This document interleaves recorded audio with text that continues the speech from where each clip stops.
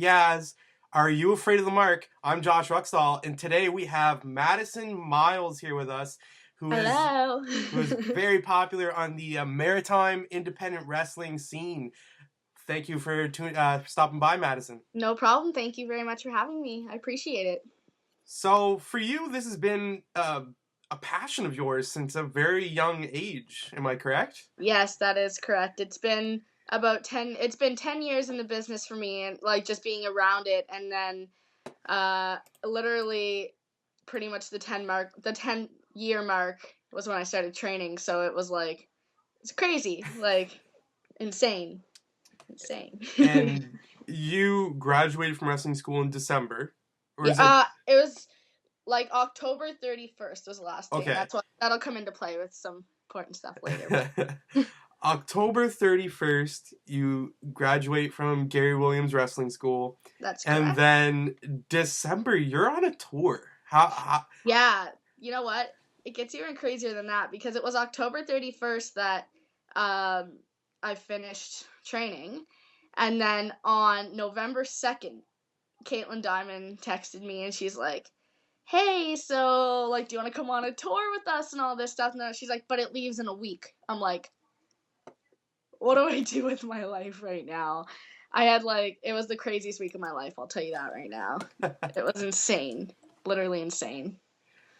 So, how was that? Because I saw some of the people you were working with, and how did that go for you? Like, how was it being with all these great wrestling minds?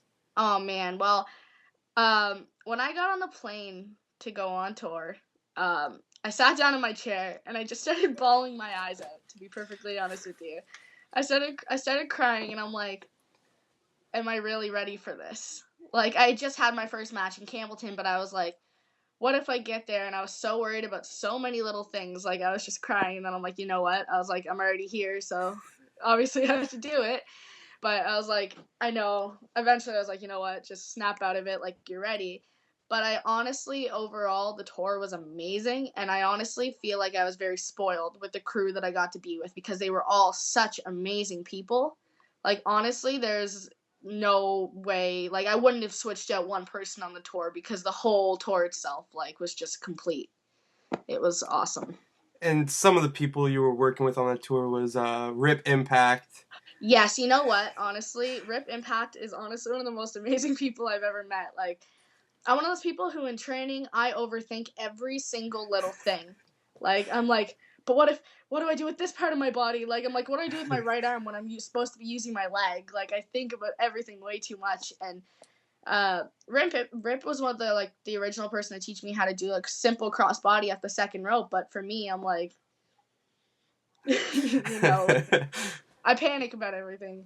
But he was just like first try. He's like, all right, you'll be fine. Just do it. And like something about him, like I just did it, and I was like, props to you, because like I have trouble with everything. So, Well, I but don't know if you knew before the tour, but he was Spider-Man on the Atlantic Grand yeah, Prix on both tours this past yeah. year. You know what? That's also crazy too, because going into the tour, I knew Caitlin, and that was it. So it's like I was flying into a city with a bunch of random adults who I'd only ever met one of them, and I only met Caitlin like twice, probably for 2 hours total time. And like me and Caitlin talked a lot, but we weren't close really. But it was like I was so worried, and I'm like, man, like I don't know anybody. But it was really weird because Rip had heard of me, and the promoter's son had heard of me just from the Grand Prix shows, and I'm like, man, like obviously I knew who Rip was, but like we weren't close at all either, like not whatsoever. But man, it was like I'm like, how come these people know of me? Like this isn't right. Like really weird. Yeah, it's just and crazy overall. Awesome. and the reason how Jesse got to hear of you is he was the ref on the first tour. Yeah. That's what. Well, when I was first talking to Frank, the promoter, he was like, "Yeah, my son says that he's seen you at Grand Prix, or like he knows who you are, and that you like went to Grand Prix shows." I'm like, "What?"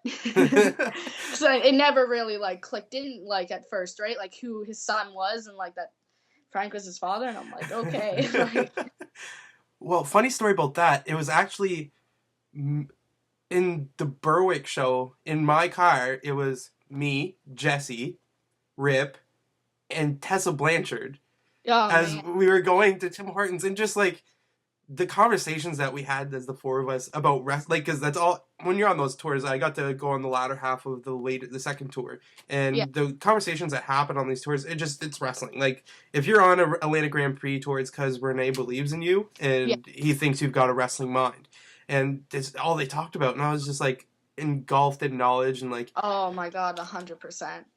Jesse too, man. He's so awesome. he Just can sing.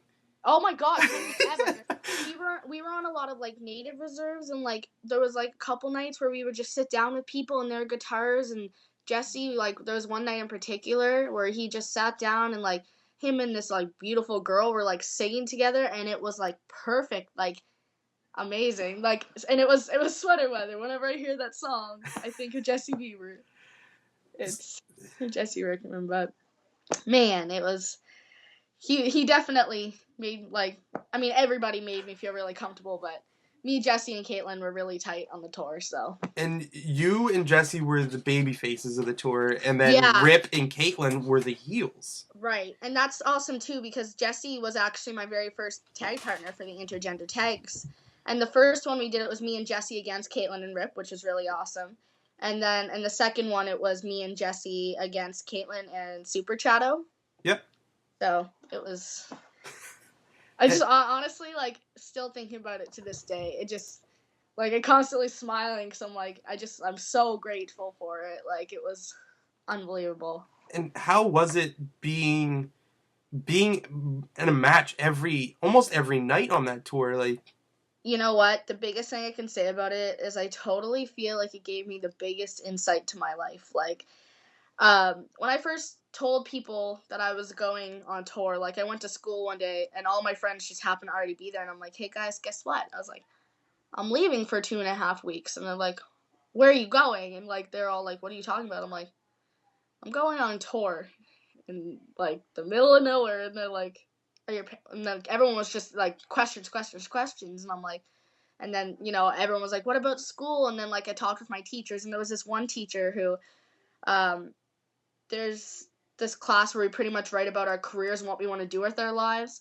And the whole thing, it's like a co-op class, so they're like setting you up with trades, and then they're like, Maddison, we can't help you with wrestling. I'm like, unfortunately, it's still honestly going to be what I write about every day. Like, but so my teacher was like, one of them was like, she's like, oh my god, that's absolutely amazing. She's like behind it 100%. Like I almost couldn't believe how much she ended up knowing about my life to be like, and she was asking all these questions that made sense for someone who knows nothing about wrestling, and I'm like, man, like, and but everyone's like, what about school? What about school? I'm like, you know what? I was like, honestly, I plan on making, if everything goes according to plan, I'm hoping that my life is going to revolve around wrestling quite a bit. Of course, I still focus on school and my grades are good, but man, it was like I got to take a break from school for a few weeks to go like look at what my life is going to be. So really, it was it was great. Like something that not a lot of people my age definitely don't get to do. and for people that So don't know you and aren't in the maritime scene, you're just turned 16. Am I correct yes, there? like a month ago. So you started training I on your started 15th. training June of last year, so I was 15, and then yeah, so training ended in October, and if you had told me on October 30th that I'd have 18 matches by the time that the year was over, I would have told you that you were absolutely insane. So that for me too, I was like 18 matches in like less than a month. Actually, it was exactly a month, November 7th to December 7th. So I was like, I think for a 15-year-old girl, it's not too bad. Because really, that's unheard of. Like normally, Yeah, normally you get training at 18. Like you do the high school thing, and yeah, then you're like, okay, what am I gonna do with my life? And you go yeah. wrestling route. And But that's you've the thing. Like I've known Gary for pretty much my entire wrestling existence. Like I've known him probably for about 8.5 years. And it's not just because of knowing Gary for so long, but like Gary's really understanding and he's really helpful. So he's one of those people that's pretty much got if you're responsible enough and mature enough to kind of be here, then he's pretty open to stuff, but That like no. that's unheard of. But like I talk to a lot of people in the wrestling maritime community, and they see you going places. You have the heart, you have the desire. Like you went from being not just a fan, but a super fan, Maddison Miles super fan. Yeah, You have probably the largest collection of like pictures of yourself with like huge stars, yeah. and like you went from super fan and now you're living the life that you were the super fan of. And like how is that transition? Is it still pinch yourself moments or Um, actually, like the thing for me really is like people are like, "Oh my God, you're a wrestler! Oh my God, you're a wrestler!" And I'm like, I still, even after the matches I've had now, like I still don't feel like I have the privilege to be able to say that because I've looked up to so many people for so long and seen like the blood and sweat and tears that everyone puts into this business, and it's like, I've done my small portion so far, but it's like I totally don't feel like I have the right because I know how much it takes and I know how long and hard people have worked, and it's like, I don't feel like I'm there yet to be able to say it. So I don't really enjoy saying that. I'm like, I'm a wrestler, I'm a wrestler. I'm like, no, you just, you know, can't, obviously, no, it's not good to have an ego, so. well you and you're getting lots of bookings going forward as well, but we'll Yeah. get to that in a little bit. But who has been the biggest influence that you've met? Like who's like giving you the best insight or like best, I'm trying to think of the words I want to say, giving you the best advice in following your dream? Um, Actually, Troy Merrick, Sexton Phoenix, the American Patriot, whatever people here know him by. Um, he gave me like this one piece of advice once, and it always really stuck with me. And it's like, take everybody's advice into consideration, but be careful. It's not exact words, but like pretty much listen to everybody's advice, or like take it in and hear what they're saying, but be careful whose you actually choose to listen to. And it's very true because it's one thing that I'm struggling a bit with wrestling is even something as simple as moves. Everybody has their own opinion on how stuff should be done. Nothing's unsafe. It's just one person thinks it should be done this way and that way. Like, some people grab headlocks, like, or, oh my God, lockups, like with their hand behind someone's neck. Some people grab it on the collarbone. Everybody has a different opinion, right? And everybody's right, but it's like, you're one place and they're like, you should do it this way. You don't have to, but you should. And then it's the same thing at the other place, and you're like, okay. So, I mean, everyone has their own opinion, and everybody's gonna think differently. So, it's definitely interesting. But of course, Peter Smith, he's like one of my go-to people for advice. A Who's in lot about India right anything. now? What? Who's in India right now? Yeah. Man, that's a whole nother crazy thing. Like, but no, I always talk to Peter whenever I need advice with stuff because he's very very helpful, and he's obviously knows his knows his shit. Well, last summer I was working a UCW tour. I was helping set up the ring with their late summer tour, Was and that July? that was with Ricky the Dragon, Congo Kong, July, yeah. and I remember when we went backstage. I was talking with Congo after this. We went backstage after the show, and there was Ricky the Dragon was breaking down the event at Halifax Forum, and you could hear a pin drop when that man talked. Like Oh yeah. the amount of respect that was just in that room at that moment was unreal. Oh, I know. I remember that. I was like, man, like, because I remember. Oh, what was I doing? I had to do something where I stood up for 1 second. Like, I think my dress was like sliding up. I'm pretty sure it was, and I like stood up to pull my skirt down. And I felt so bad, but I like slowly stood up and then just sat right back down. And I'm like, man, like I just looked around the room and I'm like, everybody's eyes were drawn. Like, nobody made a peep. No one dared to make a peep. Like, it was absolutely insane. It was a really awesome experience though. Like, insane. Who has there ever been a moment when you've met? I'm sure there's probably been moments, but like where you've met somebody that you've watched wrestling on TV. Pardon me. Um, And you have those pinch me moments. Like, is this really happening? yeah. When I was a kid, I was a huge Jeff Hardy mark. But So I actually ended up meeting him like 4 times, I think, or three, 4 times or something like that. But I know when I first met him, we were at the Hard Rock Cafe at Universal, and they were having a meet and greet, and I was upstairs, and my parents went outside to the buffet, and Dad's like, let's sit in this table so we can see the elevator and like the downstairs of the place, right? Because we're nosy as hell, right? So I'm sitting there and I'm waiting for my parents to get back, and all of a sudden I see like this face painted dude come up out of the elevator, and he like throws his hood up, and I knew right there, and I remember like I was like 9 years old, running through the hotel outside to the buffet part. I'm like, Mom, Dad, Jeff's here, and they're like, Jeff Jarrett? I'm like, no. I'll always remember that because it was really, really funny. But obviously Hulk Hogan was the one. Like I don't think I've ever shaken so bad. Like I was literally like this, like trying to shake his hand. But man, those are definitely my biggest 2 memories about being like, is this real? You know. Not many people can say they've met the people that you have met in your 10 years of being a wrestling fan. Like, I've been a fan. I'm not a super fan by any means, but I've been a fan, and I met some pretty big people, but nowhere's near where you've met the people you've met. And this past summer as well, I had the experience of going to a WWE live event with you, and Yeah. that whole day before, you were at the airport, and you got to meet pretty much everybody that was on the card. Yeah. How I live. This podcast is called Are You Afraid of the Mark? It should be called Are You Afraid of Maddison Miles? No, one more thing I just thought of that was really cool was back when we met Sting, we were at this TNA event, and some sort of, I forget what it was now, but they had a storyline going, and he ended up getting pushed down on the ground. Someone stepped on his sunglasses and they broke, and he's like, for fuck's sakes, and like threw them out in the crowd.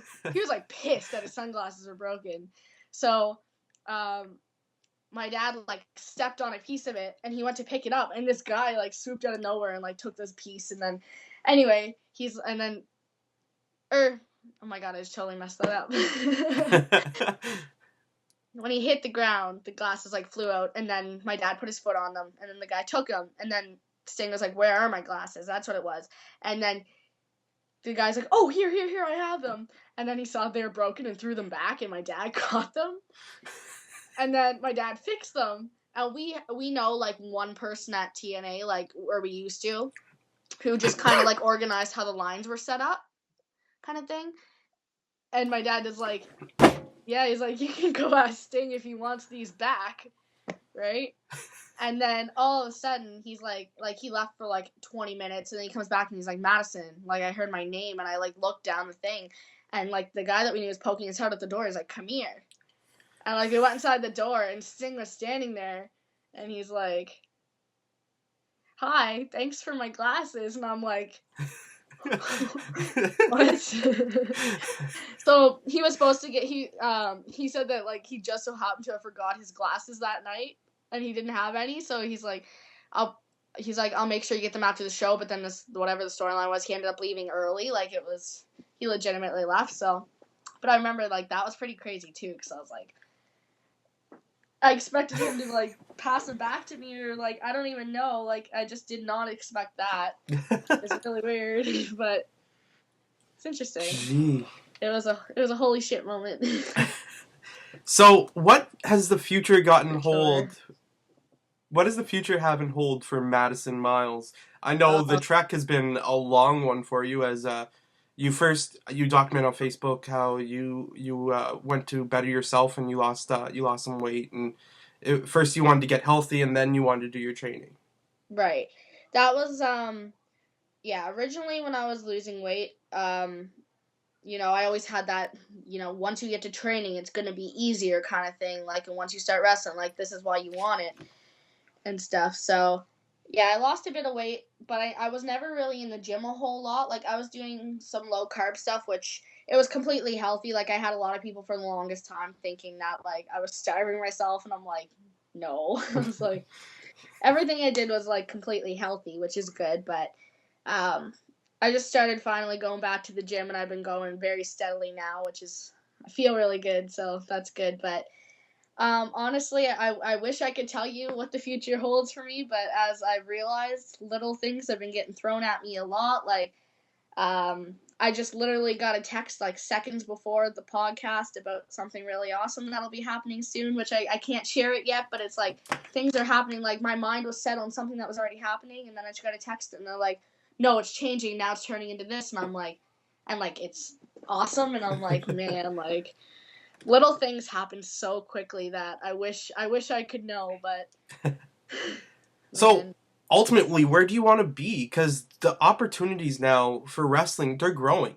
You have yeah, TNA, you have Global Force, you have Lucha Underground, you have WWE. Obviously, the dream's probably WWE, but give or take, yeah.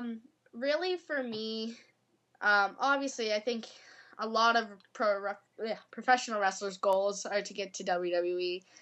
Of course, that is obviously like the be all, like my biggest one. But I mean, as long I want to spend a lot of my life wrestling, honestly.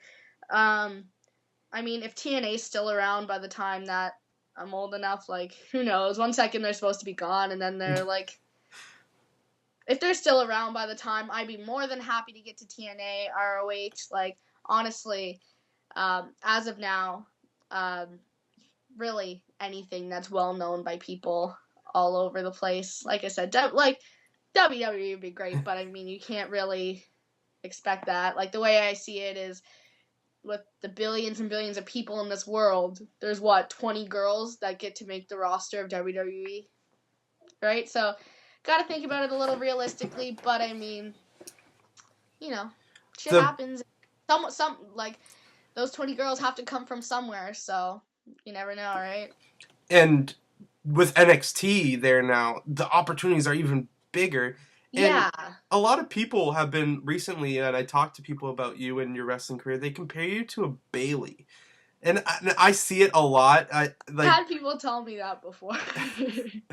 so I think that's a huge compliment Yeah. towards your work ethic and your character itself. I definitely think it's a smiley, huggy, like pretty. I try to be pretty friendly, so that's Aw. probably where that comes into play. I'm a hugger too. I wish she hadn't thought of it first though. So things are looking up for you. Things are getting big, and not only that, but you're going to Vegas this year. Yeah, man. Trish is gonna be there, and I'm like, that for me is like, she's one of the people that is on the top of my list to meet, right? Because for me, like, she is like The diva. females in professional wrestling, like she. So that's honestly, I won't mark out there because you can't mark out there, but inside, I know I'm gonna like. Well, you'll get a picture or two, I imagine, for sure. Yeah, I was talking to Ron about it. I was like, honestly, it's gonna sound so bad, but like, she is my idol. Like, Well, no spoilers here, but I was talking to Ron, and he said once he's done his book, he's gonna stop by. Are You Afraid of the Mark? So I'm pretty excited about that. that's awesome, man. I could listen to Ron talk for hours. He's one person that never gets boring. And he just has so many stories. I've heard him at one of his seminars, and it's just like, you're just like, okay, like, he's got to be out of stories. He's been going for like 3 hours, and like, Yeah. no, he's got another one, and just Yeah. Oh man. But you know what though? Like, Ron's great for stories, but I mean, anyone, like, man, listening to anyone in the business who just like, there's so many like veterans that, or even just people who have been there who aren't quite considered veterans, but just the stories that people have to tell, I find absolutely amazing. Like, there's so many little things, like even stupid shit that you might not think is important. Like, there's so much that you can, like, I find that I learn from every single story that I hear, like little things, and it's like, between the way you gotta act towards people and people act towards you, and how to know like what you're worth, but at the same time not think that you're too high up. Like, there's just so many little things that you learn from people, and it's awesome. Like,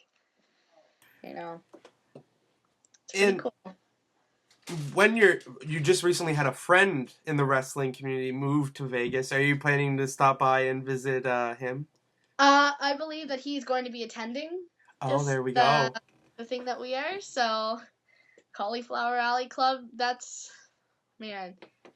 I still can't get over it, but I'm pretty sure, 99% sure he's planning on making an appearance. So it's awesome. And Very exciting. he's living with a Hall of Famer for the Mhm. cauliflower. Yeah. I'm like, I think about it and I'm like, I wonder if when he was younger, if he ever thought that that would happen. Like, who sits back and thinks like who would sit back and think that, like, 10 years from now you're gonna be living with a Hall of Famer? Like, Yeah. Not only that, he's a WWE Hall of Famer too. yeah, Like yeah, who sits watching like I don't know Jake the Snake with biting snake the snake biting Macho Man's arm and goes one day I want to live with this person yeah, like I'm sure he thought about it but he like it was just like yeah okay like all yeah, right now I can do whatever. yeah. I know it's crazy, but good for him, man. I'm honestly so proud of him. Like, He's he's following his dream. I've known him too for like 7 years now, something like that, and it's insane the progress that people make. Like, absolutely insane. I'm so proud of him though. He's another person too that I know that I can always talk to, like when I need somebody. So it's all good. I mean, there aren't too many people I can't talk to. But... Yeah, you have probably the biggest Big Brother family Oh in my the god, tell me about world. it. I'm an only child, but I sure don't feel that way. Because you just recently got into a relationship, and I'm pretty sure all of the comments were, "He better watch out." And, like it was just all these like big, strong, burly dudes commenting like, I'm gonna get him if he hurts you, and he better not hurt you," and it just Yeah. goes down for like Oh yeah. 45 comments. It's awesome. It's awesome. Yeah, there's I don't even know where to go with that. It's just there's so much. I'm a talker. I could talk forever, but yeah, it's amazing to. It's like I could go any company in the Maritimes and know that I feel I don't want to say safe, but like I know that I'm like protected and like watched over like everywhere that I go, which is kind of a nice feeling. Like I can even just in general, like by simply knowing Caitlin, like I knew that I would be all right going on tour with a bunch of people I didn't know, right? Like it's like I don't like sometimes obviously dad works, so I have to go up in cars with people, like cars full of people, and it's like I never ever have to worry about anything because it's everybody, they're all protective. They're all So your family. yeah, it's amazing though, like you said, because it's like I definitely don't feel like an only child. So Speaking of your father, like how has he been with your whole career? Because I know he's the one that got you into wrestling, yeah. and he actually got involved in a storyline recently at Wrestle Center. Yeah. It was funny when I had my first match in Campbellton. My mom was like, "The second you break that curtain, I know I'm gonna cry." Right? And I'm like, "If you cry, I'm gonna like start crying. Like I can't help it." So everyone's like, "There's no crying in wrestling." I'm like, "Unless you're Maddison Miles." But a lot of my tears are happy tears. That's the good part about it. Um, but yeah, so we come out and like she was all happy and she wasn't crying, and then mom, every time we watch my match with family, mom's like, "I didn't cry, guys," and then my dad's like, "I almost did," and I'm like, "That's cute." No, my parents are incredibly supportive of me, which like obviously like as you can tell, but I am so extremely grateful for that. Like the tour alone is like the biggest example I can give for how supportive they are. Like, um, Caitlin messaged me when I was at school and I come home one day, but like, I was in kind of a bad mood because I was like, this is such a huge opportunity, but I know that it won't happen. And I was like, got myself in a mood, and I'm like, this is stupid. Like, so I come home, and mom's like, "What's your problem?" I'm like, "Nothing," and she's like, "Just tell me," and I'm like, I got offered to go on a tour with Caitlin Diamond, and like I went on, and then she's like, "Well, would your teachers be okay with it?" And I'm like, Say what? I was like, "Are you serious right now?" And she's like, "I don't know. Call your father and then talk to your teachers." So I had Dad on speaker when I called Mom, and like I told him about like the day and like what happened, and he's like, "Holy shit!" And he's like, "That's huge." I'm like, "Just a little." And then so like I looked up and like Mom's like, "Man, so it really is big, isn't it?" Like I think Mom like she understood, but like when Dad said like "Holy shit" on the phone, he's like Mom's like, "Wow." So I'm not talking you out of this. yeah. So then anyway, like I said, my teachers were all right, and then everything was a go. Called up my first promoter and like randomly and was like, I was told to call you. It was so weird because like here I know literally everybody, and then so it was crazy because the first promoter that I legitimately called was someone who I had no idea who they were, which was like for me was like again with overthinking everything. I'm like, what if I say something wrong? But I called and everything was worked out great, and then it was awesome. So my parents alone even allowed like taking it into consideration was insane. But and then of course like I had a week to find gear and buy a bunch of crap, and then like I had to book my plane ticket to Toronto, and like so my parents helped me pay for that, and then once I got back I paid them. But the fact that they were able to somehow find the money to be able to get me on that flight was huge too, right?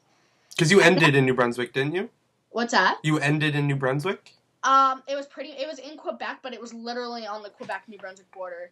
Have you been to like? Did you ever go to the Did you go to the Campbellton show? Yes, yeah, I did. Yeah.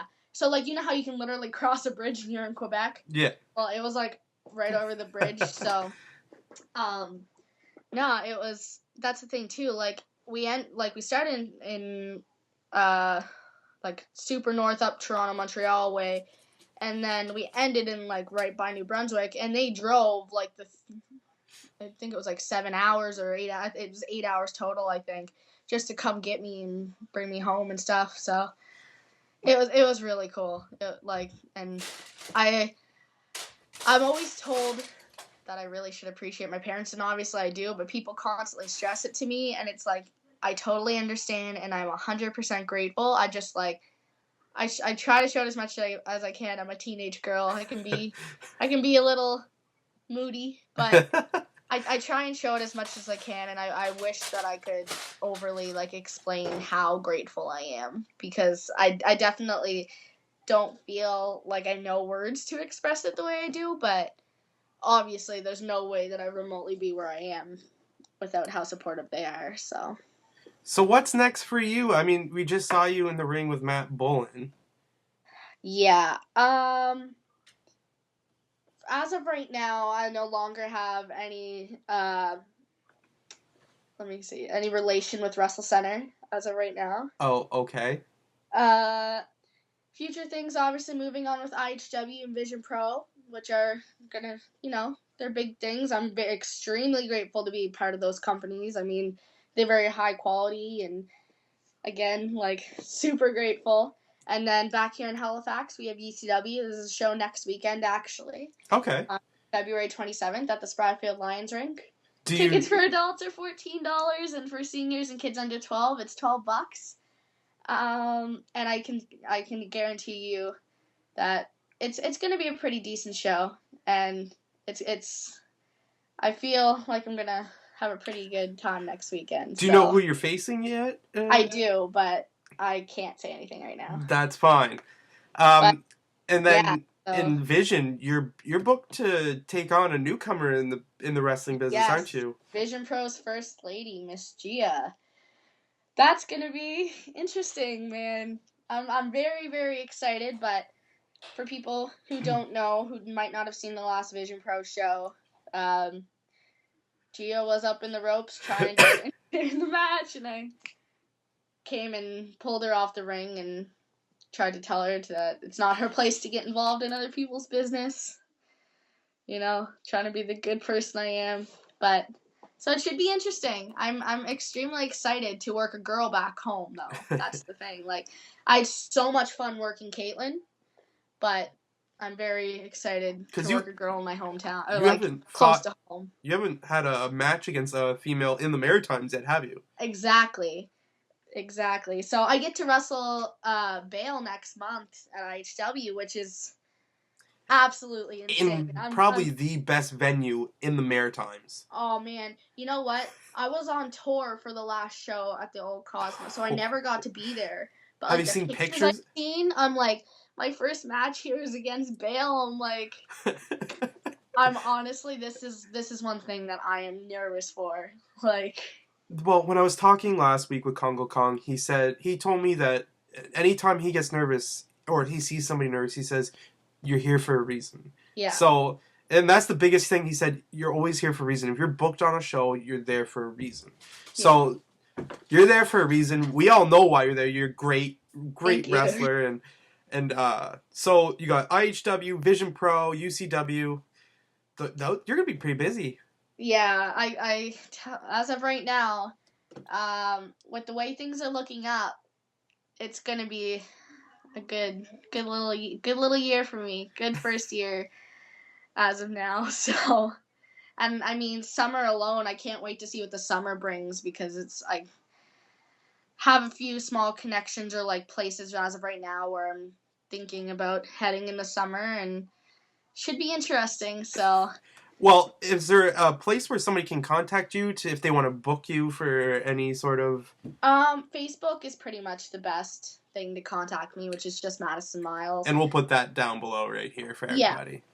And then, or my email, which is just Maddison Miles, 2Ds in Madison and Miles, at hotmail.com. So.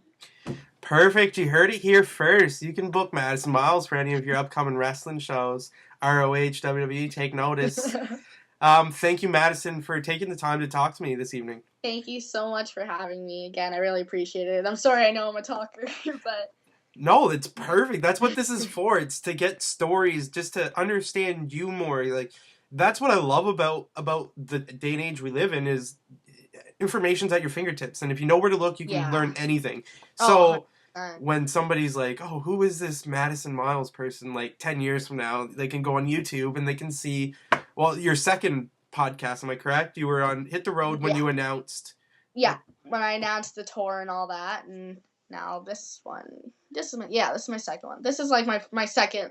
This is Let's just go with that. So if they ever want to know how you got started in your first year, they can come here and learn about it. That's what I love about doing this YouTube show. It's so cool. Like there was so much hype within the first day that I was booked on IHW and it was announced, and like the couple days after, and even the day after my match, like I had a couple of my friends over the other day, and my nan was here, and like I was looking through all the YouTube videos, and there's already like a shit ton of them. Like there's already a lot of videos, and I'm like, it's crazy, like interviews and stuff. And then like I was looking, and one of my matches has like 5,000 views on it, and one has like 1,000. Like there's a couple with 1,000, and then there's one in particular. It was one of New Scott's videos. It was one of my matches that had like 5,000 views, but I'm like 5,000 views, like why are 5,000 people watching me? Like again, it just doesn't. I'm like when I say this, I'm not trying to be like, oh my god, why are 5,000 people watching me? Like, but like legitimately, like why are 5,000 people watching me?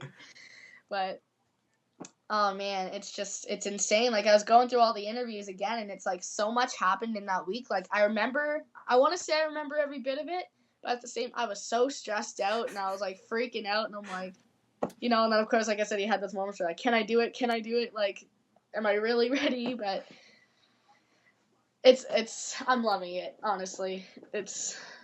That's exactly what we want to hear, is that you found your dream, you're following your dream. Like it's the real Cinderella story, and that's just an awesome thing to see, because you don't see nowadays people that follow their dream. It's more this is the right thing to do, this is the logical thing to do, and this is what I'm going to do it. But you said, you know what, screw that. I'm going to do my own thing. I'm going to go be a wrestler because this is what I want to do, and this is what's going to make me happy.